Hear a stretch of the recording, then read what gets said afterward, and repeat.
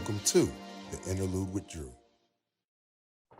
What's going on, everybody? Welcome to another episode of the Interlude with Drew. This is Andrew McCain, and I'm here with a very special guest. You may know him from Ricky Dillard's records, playing keys, producing, just overall a beast. This is Quadrius Salters. Man, thank you so much for being a part of this show today. How's it going, man? How's everything? Man, everything's great, brother, man. It's good to be here, man. How you doing? I'm doing good, man. Can't complain at all. God is good. That's good. Yes, sir. So the first question I want to ask you, we all know how crazy 2020 was. It was an unexpected year. A lot of things happened that we didn't see coming. How was 2020 for you personally and professionally? Personally, I guess it was just sad to see that, a lot of lives was lost in the whole pandemic thing. But personally, I think it was more of an eye-opener and a reset button for me and my family as well. Yeah. So God just kind of allowed more than just music be another tool, to really just enhance the things that he's given us to do with the abilities, like our hands and our minds and our thoughts and our hearts, just to put it not just as a visionary, like just looking and seeing, you putting it on the paper, people always saying, write the vision, make it plain, but more so to really put the action behind it, like do the work, so that's kind of what that's been for me. Absolutely. Yeah, it was definitely unexpected, but I believe a lot of us, if you were intentional, you had a great opportunity to grow and reflect and everything. So that was for sure. So you're originally from Mississippi, right? Yeah, man, Tupelo, Mississippi. That's amazing. So how was your start in music? I remember hearing you say you started like really young. Yeah, man. So my mom, of course, she had me, and around the age of 2, they bought me like this little mini keyboard, and I was playing like these little 2-finger chords, and she told my dad, and she was just like, hey, Quad play 2-finger chords. But from there, God really just used me as a vessel. And around the age of 5 years old, man, believe it or not, 5 years old, I was the organist at my home church. Oh, wow. Yeah, so amazing. I kind of grew up fast, man, at a young age. I always tell people, like, I want to say like Michael Jackson, but it's like a story like where you grew up so fast, you really didn't have a childhood. You just always been around the grown-ups with music and this and that. So just my life really started traveling around like 8 and 9 years old, doing revivals with my uncle and stuff. So wow. That's so you're originally really an organist. Would you say that? I am. I'm definitely an organist. Wow. I got pushed the keys when I moved to the East Coast. Okay. So we talked about being in Mississippi. Did you eventually move to Memphis, right? Correct. I've been in Memphis for years. Like I moved to Memphis like literally right before I graduated high school. I was in Memphis and then started doing things like with Bishop Patterson, yes, sir, and Gina Stewart and Dr. Gina Stewart. Those was my 2 go-to places in Memphis. Yep. Okay. So you traveled around a lot with Bishop Patterson, right? And Derrick Jackson. Yep. Yeah. Wow. So what was that experience like? Man, all I can say is know all your keys. Yeah. Listen to the old songs, testimony service songs, them old hymns and stuff. Man, it taught me a lot, man. Really did. It taught me to learn all verses of hymns and different things like that, different way of life, man. It was just, man, it was good. I wish that the era of today would just be something or have some form of foundational like that, man. Because it was just, that was great, bro. Oh yeah, I can only imagine what type of experience you had, like just traveling, seeing all these different churches and different experiences. So who were your early influences? I know you mentioned Derrick Jackson. All day long, Derrick Jackson. Derrick Jackson definitely is like my number one. I was listening to people like Billy Preston, Oscar Peterson, Joy Dan Francisco was one of my favorites too, and Chick Corea, I have to say. Far as gospel, Thomas Whitfield. Oh yeah. Game changer. Yeah, absolutely. So as far as gospel artists, besides Thomas Whitfield, who else were you listening to growing up a lot? Oh man, Crouch, Hawkins, Oh, there's so many, man. I was even listening to like old school choir music, like the Ruby Terry days. I don't know if y'all know about Ruby Terry. I've heard of it, but She not. had a song out that was like a hit, step back and let God take control. It's like an Oh, old, like, okay. old churchy That's super right? old. Yeah.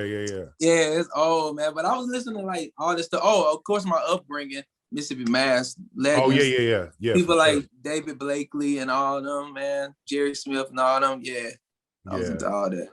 Yeah, that's crazy. So being that you started on the organ, like I'm sure you probably had to practice at home on the piano. What was your practice time like? You know, being that you had such a quick trajectory and got really good fast. How were you practicing?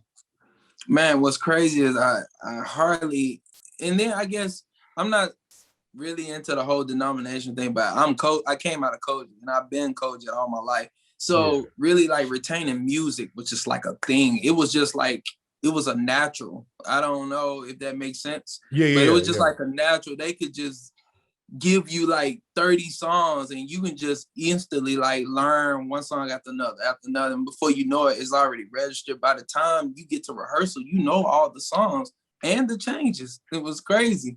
But I really didn't even have my practice would be like me literally working on somebody's project, like in the studio. Oh, wow. Okay. That would be like how I would practice. Yeah. Yeah. Wow. Yeah, So what was crazy. what was the first project that you worked on then?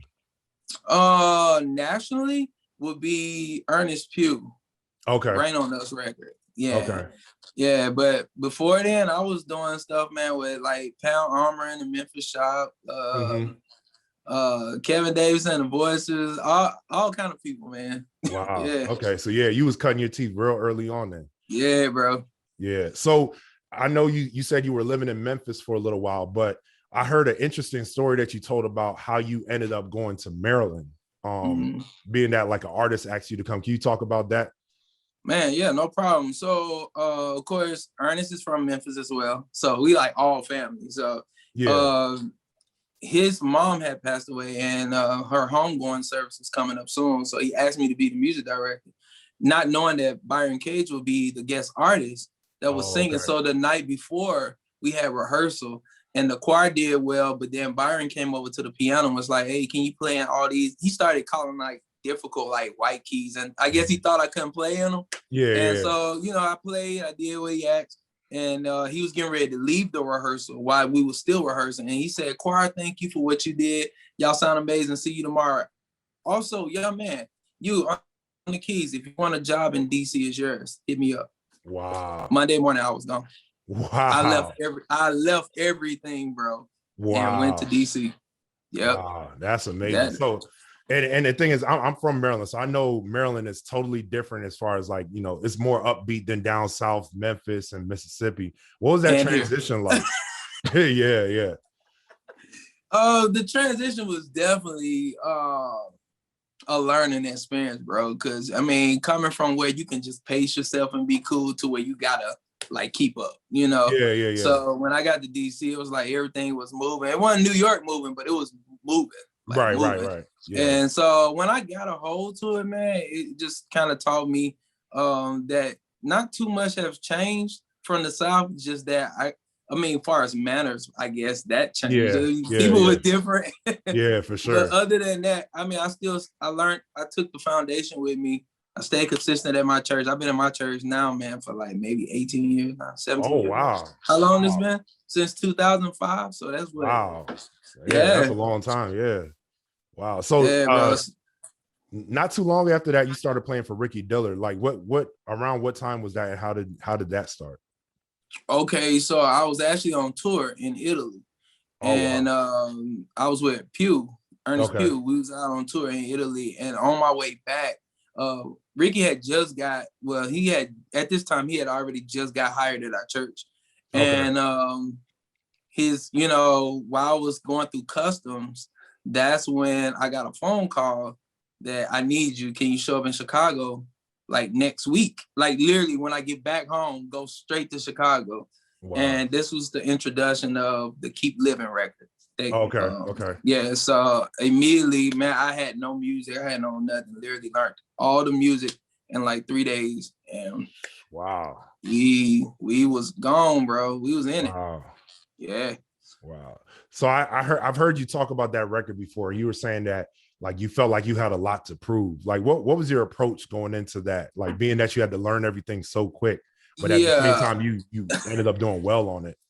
Yeah, it's funny, man. I mean, I love talking about this story, man, because it's always it's interesting how our musician world we work and how the relationships and the chemistry starts or have to start. Yeah. So with this approach, I was the only one that's pretty much new in the camp. Me and Floyd Thomas. We was like the newest guys on the scene. So me as a main keyboard player, piano player, it was just like, man, like everybody wasn't talking to me. They weren't giving me changes. It was like good shade, but yeah. Nobody was like giving me signals, no kind of smoke signal or nothing. Wow. And so, man, like maybe like day 2, I kind of had to break the ice and would just be like, hey, can we try this? Can we do this? And then they were just like, oh, he doing this, and it was just. It was mad shady, bro. But it's good, man. Like we brothers now, the brotherhood is strong, bro. We it's like any other, you go in any situation, people want to observe and watch and see if you can bring something to the table. And man, I didn't want to act like I had to prove something, but it was just like, yeah, let me like, can I throw like I literally was praying to God, like, can I throw my 2 cents in without getting crucified? So when I did it, people was just like, oh man, he gonna work well with this count. Like, the group was like, it's gonna be cool. The choir was cool. The band was just like, let me figure them out. Yeah. But when that record came out, it did good. It just, we kind of, as a band, and as the production, we kind of got hit with it because people was like, oh, we can't play those introductions or we can't play this and that. But at the end of the day, it was kind of a lesson too, like to make you practice and all this other stuff. Like, I think a lot of times we want to be lazy in the craft that we do. But I mean, in gospel music, we was always different. So why not, be different? But I think we kind of like made that more of a shed than it was just being the consumer friendly, if that makes sense. Right. And you bring up a great point because I feel like the climate of gospel music, especially from the musician standpoint right now, is struggling with that balance because as we know, CCM is real heavy in the gospel world right now, but the musicians tend to be the ones to try to hold on to like the gospel feel. So a lot of times like songs and albums tend to be overproduced because it's like you're trying to veer all the way to the left rather than, being on the CCM side. How did you, because it's obvious you found the balance. Now, how did you find that balance between still being unique, still being cutting edge, but at the same time being consumer friendly? Right. So now that's tapping into learning business now, because even though we have an identity with gospel and then you got CCM and everybody, you got the different genres of music. I think for me, it was more, I couldn't be selfish. Right. And I wanted to be like, if I was the guy that didn't know how to play, XYZ, then I at least at some point got to make it to a point where you like it, your mother like it, your dad like, you know what I'm saying? Everybody can at least grab hold to be like, hey, what do y'all think about this song? I think we should do this next Sunday. That's like a song that sticks with everybody, to rather a song where it's just like, man, you know what, to the next song. Y'all got another song that we could Can't do that. Yep. Yeah. And so with me, I think it was learning the whole business side and then not just the consumer, but also learning the business side of what would labels and what do radio want to hear and different things like that. And even though I still think that we shouldn't stray away from what we already know to do, because I think time had changed to where we at now, what we talking about, to where back then, 15, 20 years ago, you could do that. We could play whatever and it's just going to be on the radio. So yeah, it's just really now the time has changed, but I feel like that finding that balance, I don't mind being edgy, if that makes sense. Like, I think that you could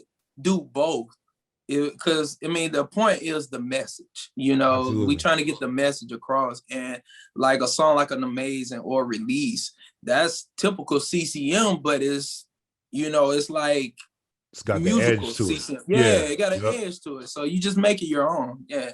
Right. Yeah, that makes sense. Cause like what I feel like a lot of people appreciate about what you guys do is that it's kind of like it brings you back to that feeling of like listening to choir music. And it's like really genuine choir music, but at the same time, it's not too busy where in days like today, like we can enjoy it and like be able to consume it. So that's a great thing. So Yeah, man. so how did you transition from being a musician to a producer? Because a lot of musicians see themselves as producers, but there's definitely a big difference. So how did you kind of transition that way? Man, what's funny is a lot of artists or my clients that I work with, I used to do a lot of rough drafts. And so my rough drafts used to be like, well, let's go record now. And I'd be like, no, that's just a rough draft. Yeah. And so that kind of like pushed me in a whole producer mode because they felt like the record was already ready. Wow. And like I use, for example, me and Mike, we laugh about this all the time, me and Mike Burrell, because we did the Rain on Us record together. But I had already did like demos. And so Mike was like, yo, let's go. Oh, yeah. Wow. Like, so it kind of like pushed us all in like a producer mode. Like instead of just being the actual musician, it was like, man, play this, do this right here, or let's do this right here. Then vocally, like what to put vocals at. So it kind of pushed us in a producer seat, instead of just being musicians all the time. Yep. Wow. Yes. I hear that a lot. Like I've even heard Kevin Bond say that he didn't intentionally become a producer. It just kind of happened based on like the need of the artist. So that's like a really similar situation to what you're saying. Which also makes you, it also turns into artist development too, as well. Oh, absolutely. Yeah. That's huge. So, so do you happen to have like a favorite song or a favorite record that you worked on before? I know it's a lot that you probably got to think about, but and that's kind of like choosing your favorite child, but. Yeah, I would say my favorite song. Man, I got two. So one would be Not to Us on the 10 record. Yeah, and then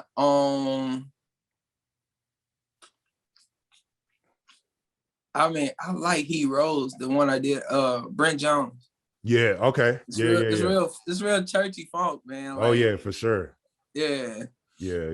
So speaking of like songs that you like and appreciate, in 2018, you were able to release your own single, Glory and Honor. How was that like a long time coming, or was that something God laid on your heart to do? Because a lot of times I feel like musicians know that they have their own music in them, but they're kind of fearful to release it. But you released it, it did well. It's a great song. What was that process like? Man, believe it or not, I struggled putting that song out because I'm so chill, man. I guess if that's what you want to call it. Like when it comes to my one-on-one encounter with God, especially like late at night when I'm working on other projects or doing other things and musically wise, it's like I don't really allow a lot of people into my worship. Like, you know what I'm saying? Your private worship. And so I just was like playing the tune and I was just like, God, is it really okay to like let people hear my heart on this song? Like, and before I know, I got the okay and I released it, man, before I even do it. It was even, I had produced the song, did everything. And just like, before I knew it, I was like, bam, and it was ready to go. Yeah, wow. Man. Yeah. And so, it was just more like to let people hear my heart. Worship, how God deal with me, when I'm working. And then also how he deal with me when a lot of times, that's how I also kind of like the piano lab thing created. Yeah.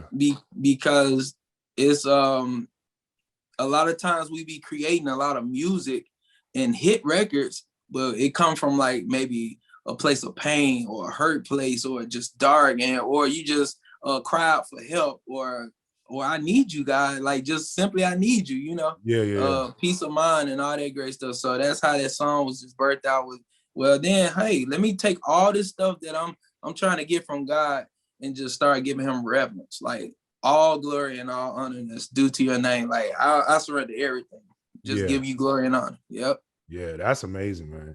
So being that you've played on a lot of studio records as well as live sessions, what is your preparation like in the mindset going into a live session versus a studio session? Well, main thing is I need to know it's almost like we trying to carry the vision of that artist, if that makes sense.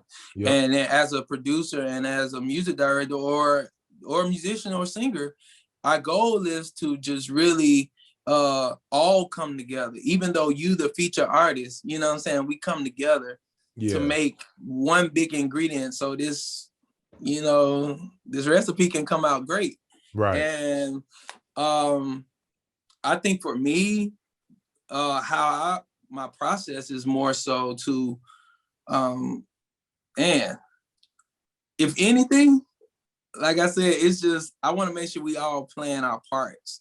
Because a lot of times we can all get carried away because we so dope. Everybody dope at what they do. I mean, you could be in a band where everybody music directors. Yeah. But true. I think it's a thing where we always talk about this too, that knowing your assignment. When you know your assignment, man, I mean, I don't have no worries. So if I know that this track is supposed to groove like hard, like I expect the drummer to just know that, hey, keep me right here, like, and the bass player, because the chemistry always will come within itself, like whether it's in the pre or post mix or whatever. Absolutely. And as far as vocals, now we have a little trick to that. Yeah. Because with vocals, I always prepare differently. I feel like if I can do the draft and we got the format of the actual song, that don't mean the music gonna be like that. But if I have the actual format though, the format is the song. That way, if my vocals, you got some people that like to do vocals, pre-vocals before the actual session, which is cool. It's just called vocal support. Yeah. And that's another way to slimmer down on overdubs as well. So like I can use this for example, the 10 record. The 10 record, bro, we did the live recording on January the 15th. It was on a Martin Luther King weekend or something like that. Okay. But even before the live recording came, I was already done with the record. Oh, wow. Okay. Literally. Stems off. Wow. Done. Yeah. So the only thing we had to do was capture the live feed. So the choir still sung. Yeah. Still sung. So we got the room now.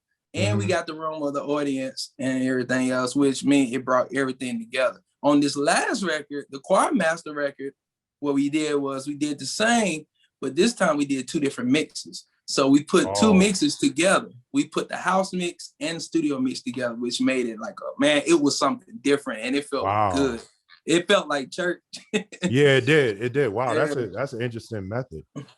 Okay. So you have like a unique sound on keys, and I've heard you on organ a couple times, but not as much, but you have your own unique sound. And I feel like that's something a lot of musicians struggle with, because with the internet, we don't have like a regional sound as much anymore.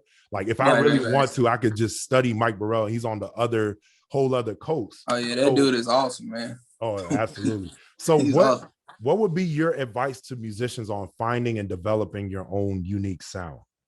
Well, being inspired by others is amazing. Like, having an inspiration, listening to Mike and Jason and all them. Like, to me, I feel like I get a combination of everybody when I listen to Jason, Mike, and, people like them. Like, I feel like they all kind of got like in a Kevin Bond.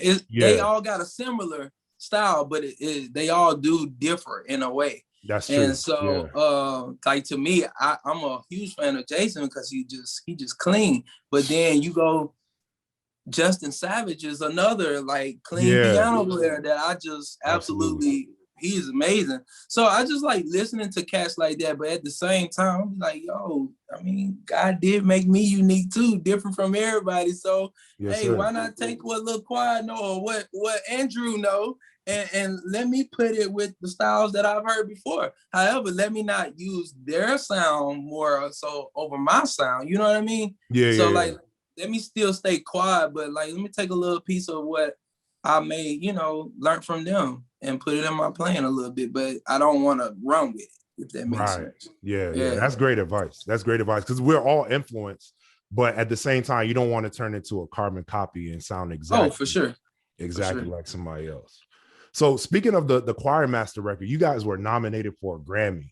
Now that's something that not everybody, two of them. Yeah, that's something not everybody gets to have. What was that feeling like when you first found out that you guys were nominated?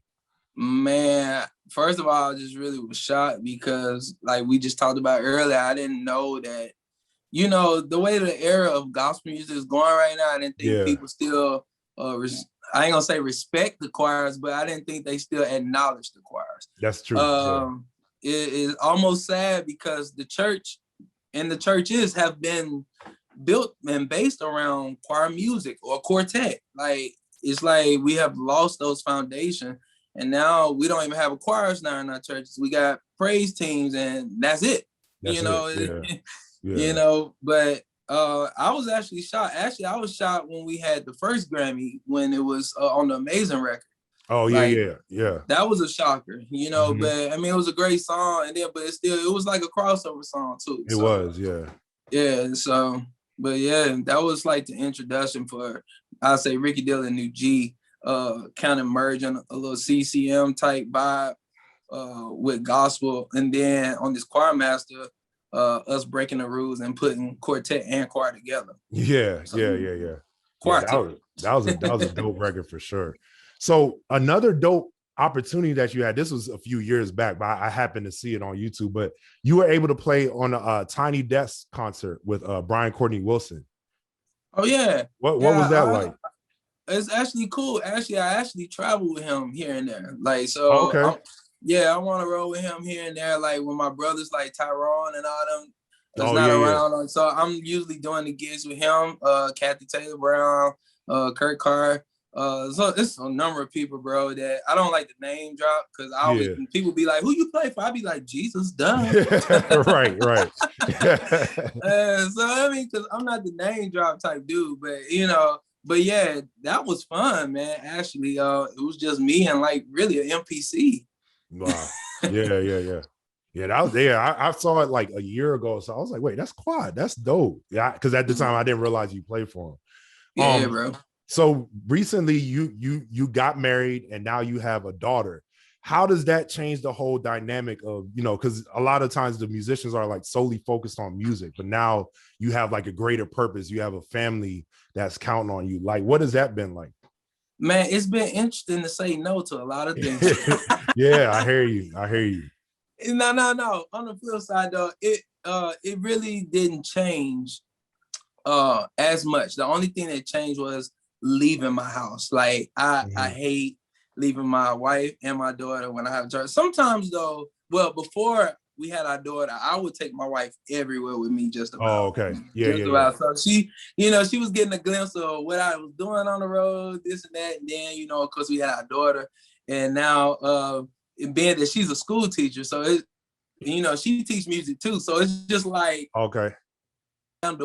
Yeah, we play it, have a balance to where we know how to do certain things. Whether if I'm out of town, I'm always gonna FaceTime my baby regardless. Like, She gotta know daddy around, you know. So yeah, that's what's up. That's what's up. You definitely gotta hold it down at home, even when you're working, for sure, working hard. Yeah, man, that's dope. So, you know, we're coming to a close, but I once again, I truly appreciate your time and, you know, taking out all the, you know, giving out this great advice. What would be your advice to younger musicians, older musicians that's, you know, just trying to find their way and looking at the success that you had and like, I want to do that. What would be your advice to, you know, those musicians? Man, first thing first is acknowledge God, man, the creator, Absolutely. The all-knowing who gave us the ability to even want to do this, and thanking him for giving us the gifts and talents to even go forth to try to make a joyful noise, you know, to the world, because sometimes, you know, we trying to be like everybody else, but somebody need just your one melody. Somebody may need your one word, you know. And far as musicians, you know, that's trying to get to that next level, I would say just like definitely pray about doors that you're trying to walk through, because everything ain't glamorous when you get to that level. You know, sometimes God have to guide you so you won't have to like go through sometimes we could walk through a door And that may be like a door of so many failures, but God can he can definitely orchestrate you to walk through a door that will be like, I won't say baby steps, but it'll be enough that you can handle to keep you going from one level to the next level and to the next level until you realize that, hey, I see what these guys talking about, but don't be intimidated by the words the OGs and all the posters and all this. Don't be intimidated by the young cats that say, hey, you can't be like me or this and that. Yeah. In our musician where I never understood why we do fight among each other, but I do feel that we do need to come together with each other and more celebrate each other more than anything. If you see somebody doing good and you ain't there, celebrate it, because I always say there's a blessing in the celebration. Oh, yeah. Oh, yeah. So God can definitely take you to higher heights, but have a prayer life and let the Bible be the GPS of your life. Absolutely. That's a word right there. And you're not just saying it, you actually, live out what you're talking about, because you mentioned the piano lab earlier, and that's like an amazing thing because it's an opportunity for, people that may not ever be heard by anyone else to come and just play and share, what God has given to them. And it's no judgment. It's no people talking bad about each other. Everybody's just encouraging one another. And that's something you started. So that I think that really shows the type of heart that you have. And I just want to let you know, I appreciate, people like you being who you are and, being a blessing to others. So this has been another episode of the Interlude with Drew.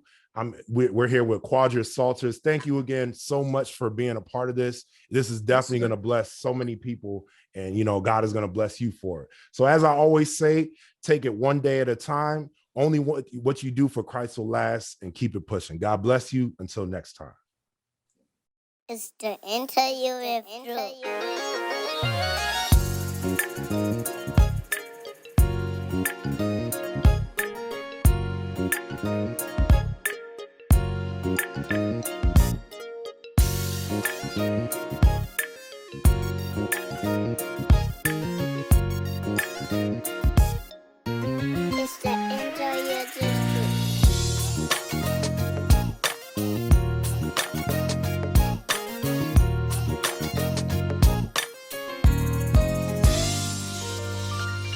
Welcome to the Interlude with Drew.